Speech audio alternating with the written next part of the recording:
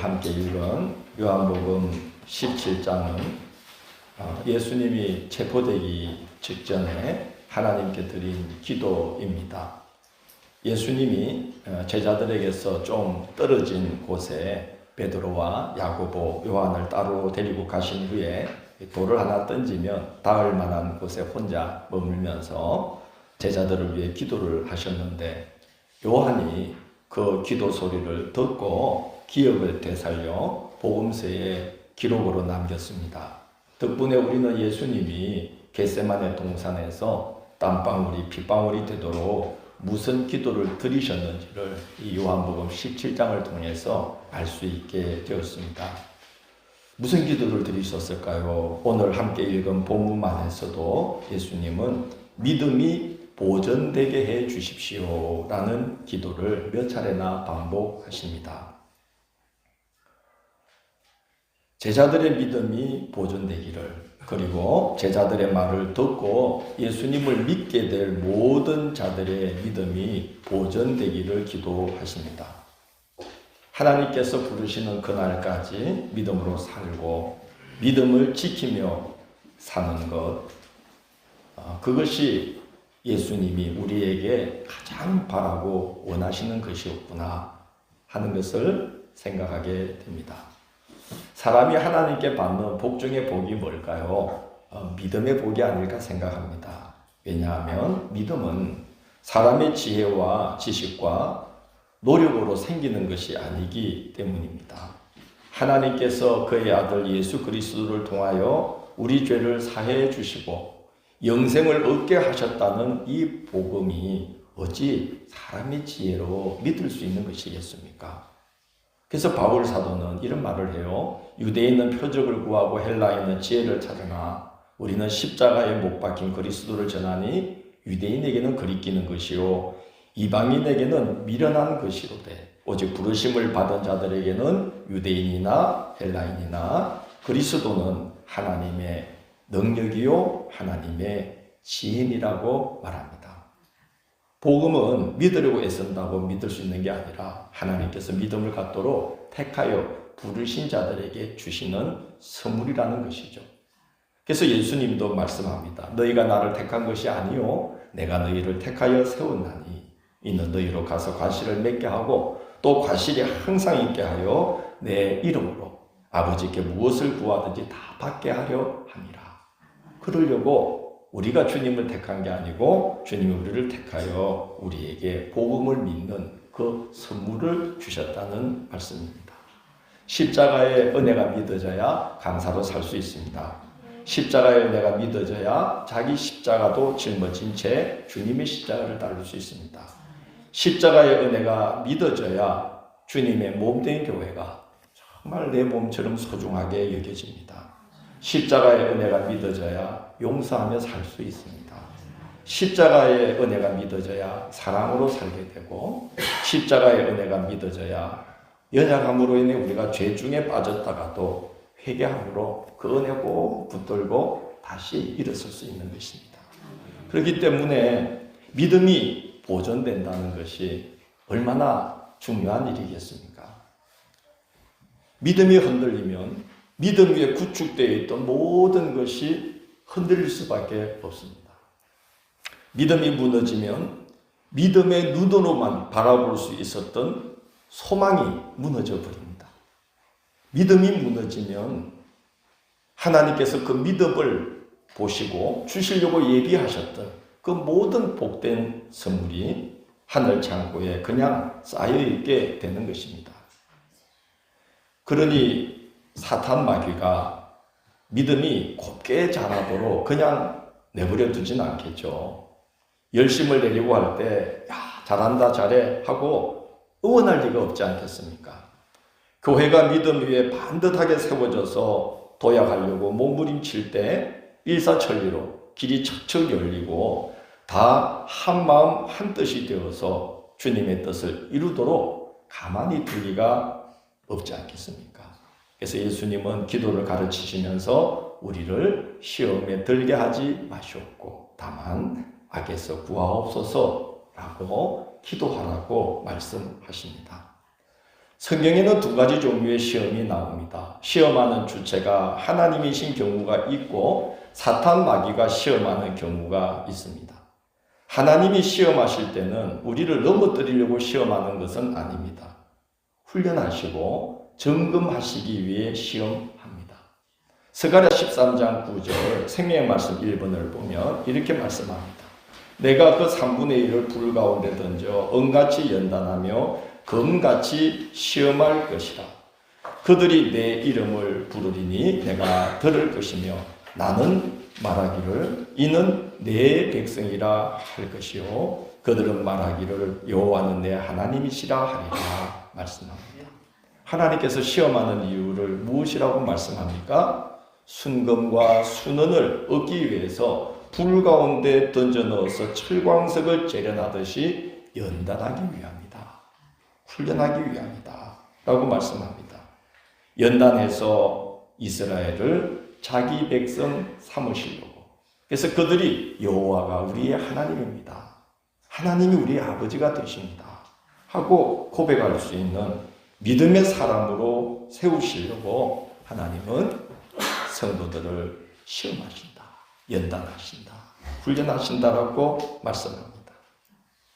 또 하나님이 시험하실 때에는 점검하시기 위해서 시험합니다. 창세기 22장 1절 생명의 말씀 2번 그 일 후에 하나님이 아브라함을 무하시려고 시험하시려고 그를 부르시되 아브라함 하시니 그가 이르되 내가 여기 있나이다. 하나님께서 아브라함을 시험하시려는 이유가 뭘까요? 훈련일까요? 점검일까요? 1번 훈련, 2번 점검. 훈련은 끝났죠. 25년 동안 훈련했습니다. 세계 만방에 그리고 오고 올 세계의 모든 성도들에게 믿음의 본보기로 내세울 만큼 준비가 되었는지 달아보시고 재어보시고 그래서 이제 재어보시려고 100세에 얻은 아들을 번제물로 바치라고 요청합니다. 아브라함은 시험을 통과합니다. 하나님께서 아브라함을 재어보시고 시험하신 후에 이렇게 말씀합니다. 네가 이같이 행하여 내 아들 내 독자도 아끼지 아니하였은즉 내가 네게 큰 복을 주고 내 씨로 말미암아 천하 만민이 복을 받으리니 라고 약속합니다. 여러분 아브라함이 이 시험을 통과한 건 보통 일이 아니에요. 오늘 우리 김영현 성도님이 우리가 사랑을 말하다가도 누가 조금 우리를 불편하게 하거나 해를 끼치려 하면 뭐라 그랬죠? 뭘 이렇게 갑자기 우리는 칼을 빼낸다고 그러죠? 칼을 빼낸다. 우리입니다. 우리가 주님 사랑해 그러다가도 주님이 우리에게 이건 내가 감당할 정도가 아닌데 하는 이상을 조금 넘기면 우리는 주님 뜻이 아닐 거야. 그러기 쉽습니다. 근데 한 번만 생각해-봐요. 독자를 바치라는 거. 그것도 100세에 얻은 아들. 그것도 이 아들에게 하나님이 모든 약속을 듬뿍 담아서 보장을 해놓고 이제 그걸 다시 달라고 하는데 우리는 이건 하나님이 아닐 거야 라고 말할 수밖에 없을 거예요. 자, 아브라함은 하나님께 다 뜻이 있으리라 생각하고 그 시험을 통과합니다. 그래서 어마어마한 복을 약속받습니다. 내 씨로 말미암아 천하 만민이 복을 받으리니. 새벽기도 때 저는 마지막 기도가 저희 내일을 위한 기도예요. 항상 여러분 앞세우고 제 기도를 우리 부부 기도를 맨 나중에 합니다. 괜찮은가요? 저희 아버님도 그랬어요. 제가 어릴 때 새벽기도 하는 게 다 들리거든요. 여기가 강단이면 제 방이 여기였으니까요. 보면 다 교인들 손주까지 다 기도하시고 막판에 우리 기도 이만큼 해요. 근데 그 기도 다 들어주시더라고요. 저도 이제 그렇게 여러분 기도하고 우리 자녀 기도하고 마지막 이제 저희 내일 기도하는데 꼭 빠지지 않는 기도가 하나님의 이름으로만 설명이 가능한 복을 내려 주십시오. 저의 남은 목회가 저와 함께하는 우리 교회의 남은 역사가 또 그 이후에 저희들의 남은 삶이 하나님의 이름으로만 설명이 가능한 복을 허락해 주십시오. 그렇게 기도합니다. 하나님께서 아브라함의 믿음을 보시고 아브라함에게 하신 약속이 바로 그겁니다. 내 씨로 말미암아 천하 만민이 복을 받으리니. 이건 사람이 애쓴다고 되는 거 아니죠. 사람이 얻으려고 한다고 되는 거 아니죠. 하나님이 주셔야 되는 거죠. 하나님의 이름으로만 설명이 가능한 복을 약속하셨는데 그 약속을 하신 이유가 뭡니까? 시험하실 때에 그 시험을 통과했습니다. 재어보고 달아보고 두드려 봤더니 됐다. 본보기로 세울만 하구나. 그래서 하나님이 아브라함을 높이시고 그의 후손들이 가는 곳곳마다 사람들에게 복을 끼치는 복의 통로가 되게 하시는 은혜를 베푸십니다. 우리 모두가 그런 복을 받을 수 있도록 하나님의 이름으로만 설명 가능한 복이 열리도록 늘 시험하실 때에 통과하는 자들이 되기를 원합니다. 복 그러면 우리는 대체로 물질의 복을 떠올립니다. 하나님의 이름으로만 설명이 가능한 복은 물질만이 아니죠. 적게 벌어도 여러 면에서 두루 균형이 잡힌 삶이야말로 얼마나 아름답고 복된 삶입니까? 이거 하나님이 주시지 않으면 안 됩니다. 가난해도 균형 잡히게 행복하게 사는 분들이 있습니다. 하나님의 이름으로만 설명이 가능한 삶인 줄로 믿습니다. 또 막혔던 물꼬를 터주시는 거 얼마나 놀랍고 감사한 일인지 모릅니다. 그것도 하나님의 이름으로만 설명이 가능한 복이죠. 두드려보고 달아보고 재어보시는 하나님의 시험을 통과하셔서 그 복을 받아 누리시고 그 복을 베풀고 나누며 살아가실 수 있도록 늘 기도하십시다. 시험에 들지 않게 해주십시오.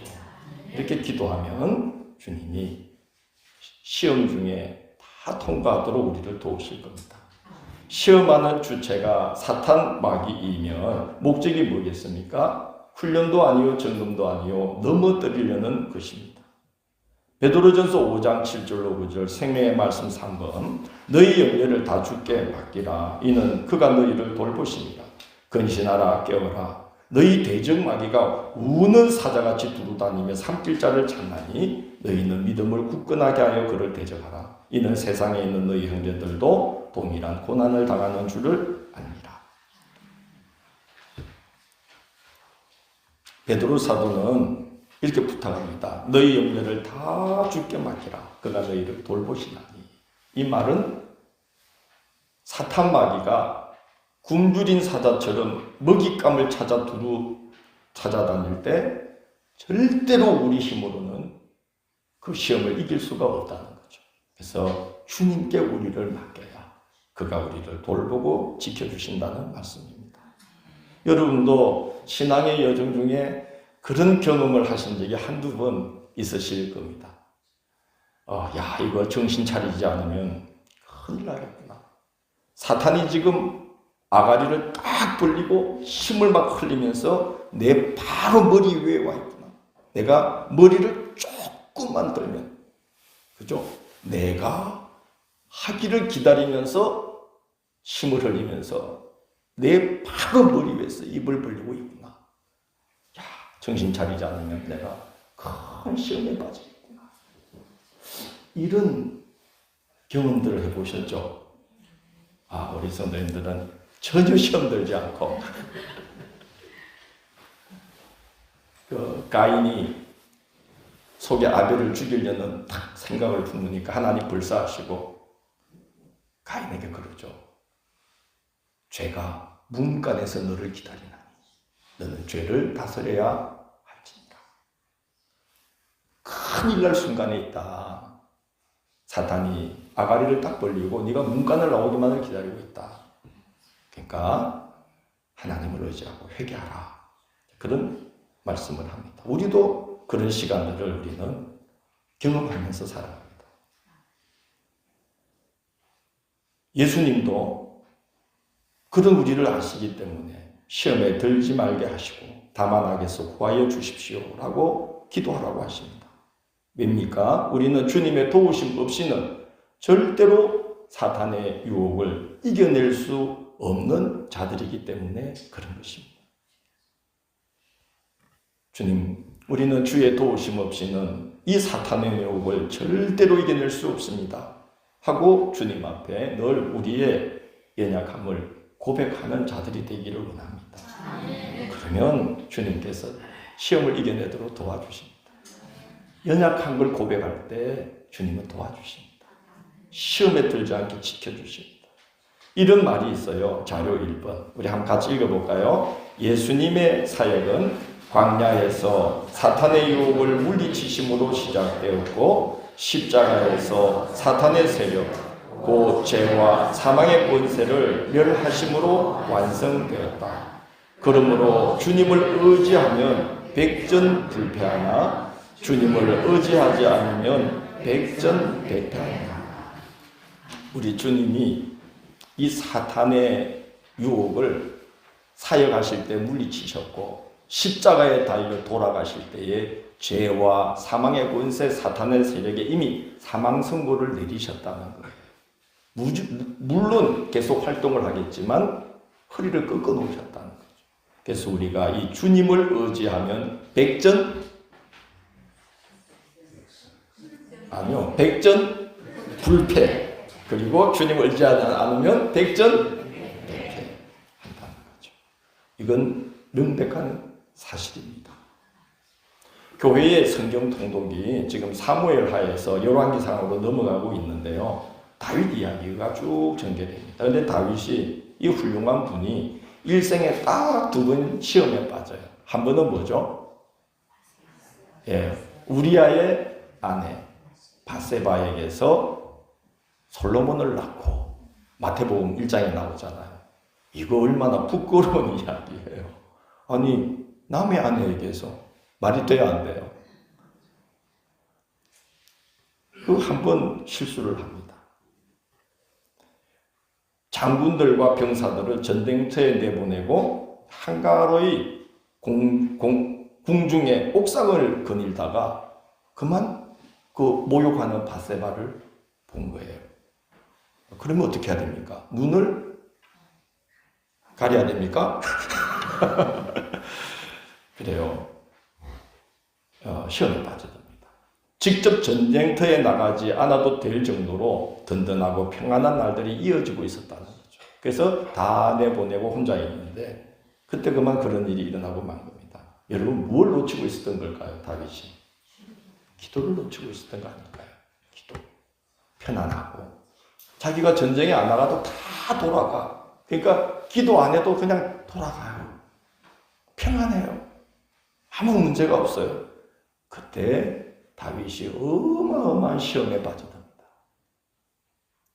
기도하지 않으면 우리를 시험에 들게 하지 마시옵고 늘 기도하지 않으면 이 기도를 놓치고 시간이 조금 지나면 우리는 시험에 빠져들 수밖에 없는 존재다. 이 죄성 때문에. 또 한 번 시험에 빠지는 내용이 있습니다. 뭐죠? 인구조사. 인구조사 왜 할까요? 그렇죠. 칼을 뗄 만한 군사의 수를 세는 거예요. 왜 셀까요? 전쟁을 해서 영토를 넓히려고. 그래서 요압이 한만 봐도 다윗이 미쳤어. 지금 미친 지도자들 좀 있죠? 한만 봐도 미쳤어. 그래서 그래요. 왕이요. 왕께서 그냥 가만히 계셔도 하나님께서 이 백성을 100배나 더 하게 하실 텐데 왜 헛된 욕심을 부리십니까? 하고 막 만류하는데 듣지 않는 거예요.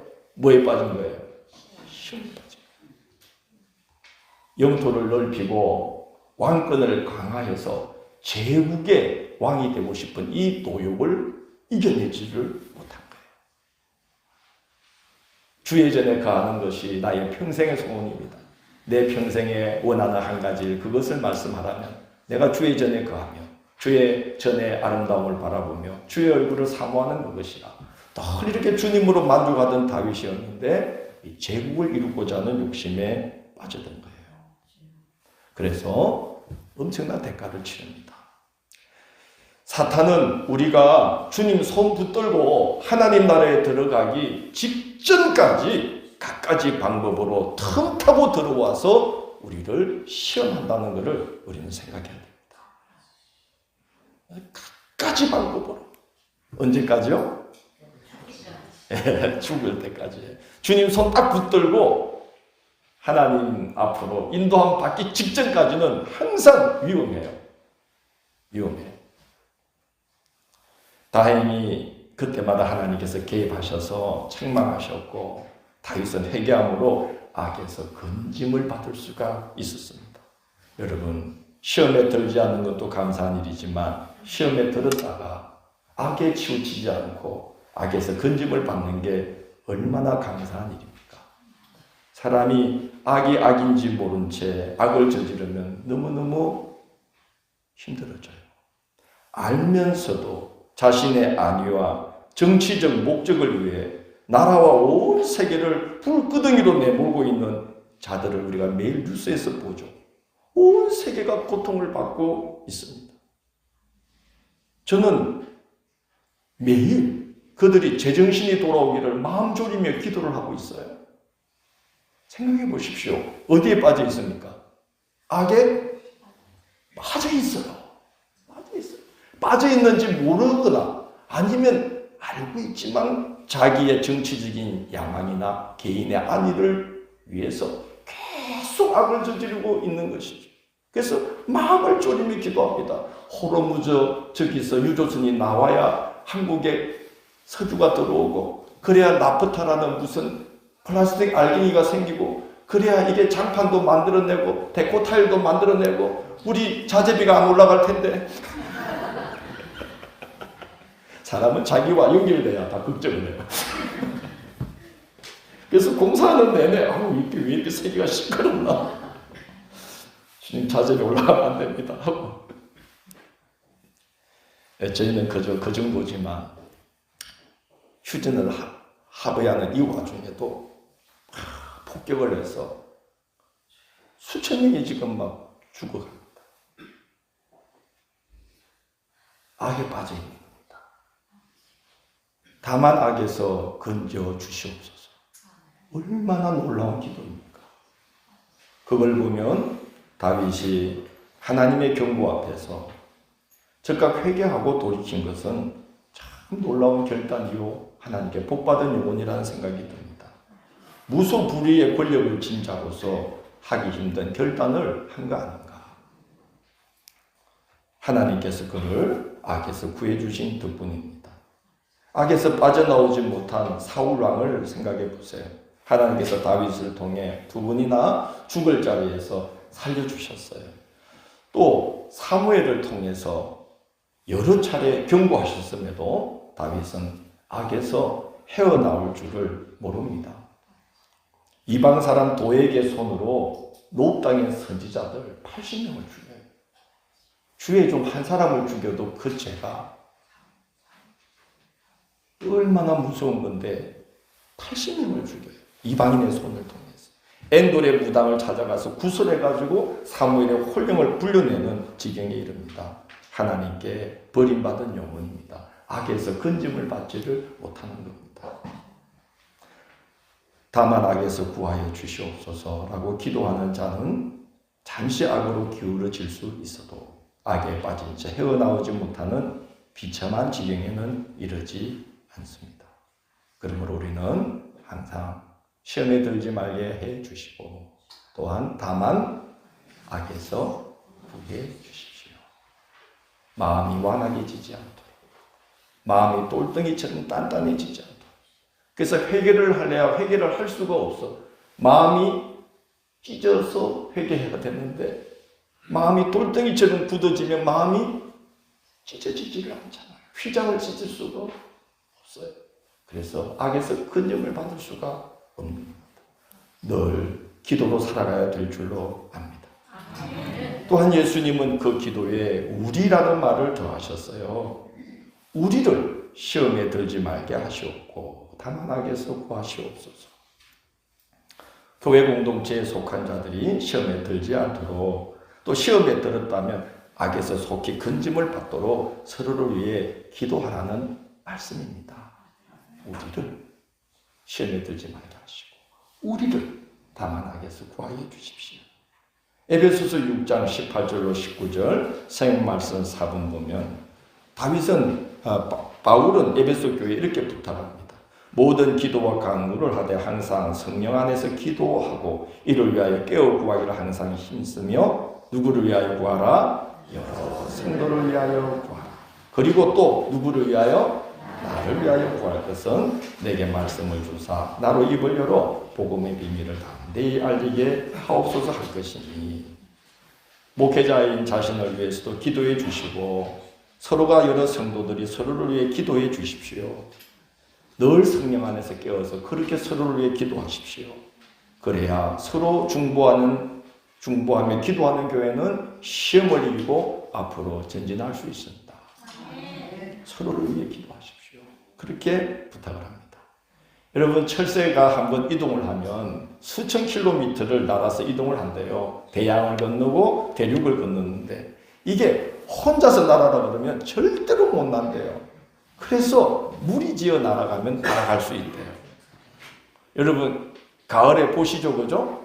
이렇게 무리지어서 혼자 가라면 못 갑니다. 함께 날개짓을 하면 부력이 생긴대요. 그래서 훨씬 쉽게 날아갈 수 있대요. 또 천적으로부터 집단 방어를 할 수 있대요. 또 뒤처진 동료를 위해서 완급을 조절하면서 함께 대륙과 대양을 건너간다고 합니다. 그래서 우리가 서로를 위해 기도하는 건 굉장히 중요합니다. 이 모든 기도 후에 대개 나라와 근세와 영광이 아버지께 영원히 싸움나이다 아멘으로 주기도문을 마칩니다. 예전 성경과 거기에 첨부된 주기도문을 보면 대개라는 말이 붙어 있어요. 근데 한글 개역과 개정판에는 이 대개라는 표현을 뺐습니다. 왜 뺐는지 생각해 보니까 이 대개 그러면 이상한 걸 자꾸 생각할 수가 있어요. 그 대개가 아니고요. 대체로 또 대부분 이런 말로 이제 오해할 소지가 있기 때문에 그걸 연극 대개로 오해하지는 않죠. 대체로 대부분 이렇게 이제 오해할 소지가 있어서 뺀 것으로 보입니다. 그런데 대개라는 이 한자어는요, 한자어인데 큰 대에 덮을 개자로 이루어져 있어요. 크게 덮는다. 즉 결론적으로 말하자면 또 종합적으로 말하자면 이런 뜻인데요. 신약 성경 원본인 헬라어 성경을 보면 이 대개에 해당되는 말이 헬라어로 후티라는 접속사가 쓰이고 있어요.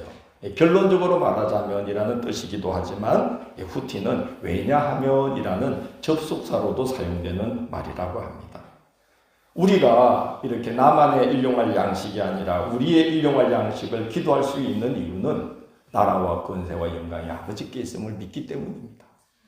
우리가 나의 욕망의 성취만이 아니라 주님의 이름이 거룩히 여김을 받고 그의 나라가 이 땅에 임하기를 기도하면서 살 수 있는 이유는 나라와 권세와 영광이 아버지께 있음을 믿기 때문입니다. 우리가 서로 용서하며 살 수 있고 죄 사함 받기를 기도하며 살 수 있는 것은 죄를 사해주는 권세와 나라와 영광이 아버지께 있음을 믿기 때문입니다. 우리가 서로 시험에 들지 않기를 기도하고 다만 악에서 구해 주시기를 서로를 위해서 기도하면서 살 수 있는 이유도 나라와 권세와 영광이 아버지 하나님께 영원히 있음을 믿기 때문입니다. 그래서 후티라는 접속사를 쓴 거죠. 이 후티 대개라는 접속사가 그래서 매우 중요한 단어입니다. 그 단어가 있어야 나라와 권세와 영광이 아버지께 있사옵나이다. 이 뜻이 분명해져요. 그래서 우리 교회는 대개라는 것을 붙여서 쓰고 있습니다. 자, 우리는 주기도문을 통해서 우리 그리스도인은 무엇을 기도하며 사는가를 살펴봤습니다. 앞선 내용 다 잊어먹으셨죠? 괜찮습니다. 중요한 것은 함께 할까요? 기도를 시작하고 기도를 계속하고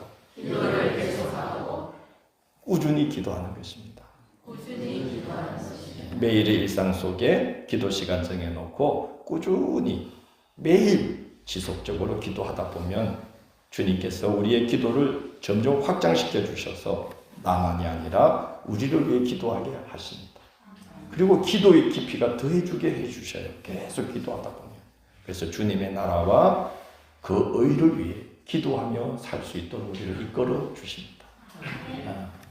또 이 부활 절기 동안 기도를 놓치지 마시고 놓쳤던 분들은 회복하시고 그리고 꾸준히 기도하시면서 특별히 우리 모두가 시험에 들지 않도록, 시험에 들었다면 악으로 치우치지 않고 악에서 건짐을 받을 수 있도록 서로를 위해서 기도하며 살아가시는 이 저희가 되시기를 주의 이름으로 권면합니다.